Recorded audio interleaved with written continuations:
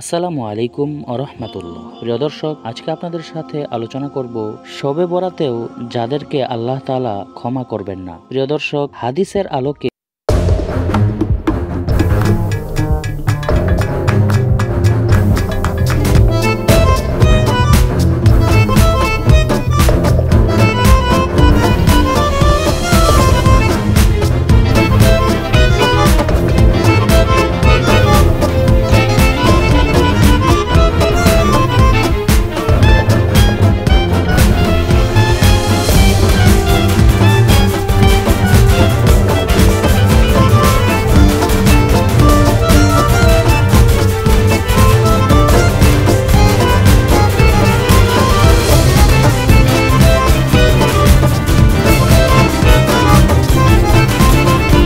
আল্লাহ তাআলার সঙ্গে শিরক করে, এর চেয়ে নিম্ন স্তরের পাপ তিনি যাকে ইচ্ছা ক্ষমা করেন। সূরা নিসা আয়াত নাম্বার 48।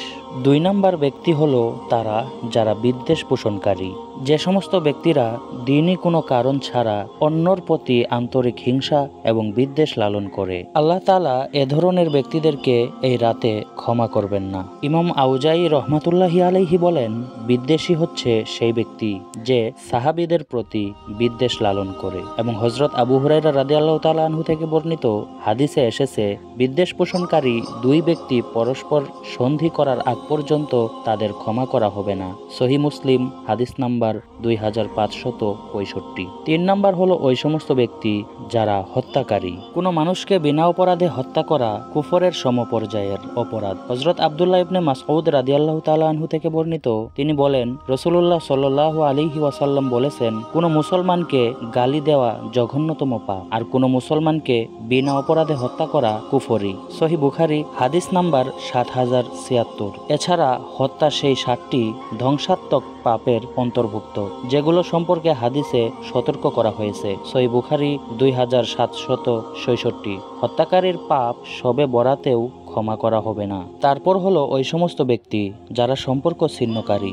আত্মীয়তার সম্পর্ক ছিন্ন করা কবিরা গুনাহ। যারা এমন কাজ করে তাদের উপর আল্লাহর অভিশাপ থাকে। পবিত্র কুরআনে বলা হয়েছে, আর ক্ষমা লাভ করলে সম্ভবত তোমরা পৃথিবীতে বিপর্যয় সৃষ্টি করবে এবং আত্মীয়তার সম্পর্ক ছিন্ন করবে। এদের প্রতি আল্লাহ তাআলা অভিসম্পদ করেন। সূরা মুহাম্মদ আয়াত নাম্বার 22-23। তারপরে হলো টাকনুর নিচে কাপড় পরিধানকারী ব্যক্তি। এছাড়াও পিতামাতার অবাধ্য সন্তান, জিনা ব্যভিচারে লিপ্ত ব্যক্তি এবং নেশাগ্রস্ত ব্যক্তি শবে বরাতেও ক্ষমা লাভের সৌভাগ্য থেকে বঞ্চিত হবে। তবে যদি কেউ নিজের পাপের জন্য অনুতপ্ত হয়ে আল্লাহর কাছে ক্ষমা প্রার্থনা করে আর ভবিষ্যতে এসব পাপে লিপ্ত না হওয়ার অঙ্গীকার করে, তাহলে আল্লাহ তাআলা তাকে ক্ষমা করে দিবেন। কারণ তওবার মাধ্যমে সব গুনাহ থেকে মুক্তি পাওয়া যায়। আল্লাহ তাআলা বলেন, তবে কেউ তওবা করলে এবং ঈমান আনলে এবং সৎকর্ম করলে আল্লাহ তাআলা এমন লোকদের পাপ রাশি সওয়াবে পরিবর্তন করে দেন। সূরা ফুরকান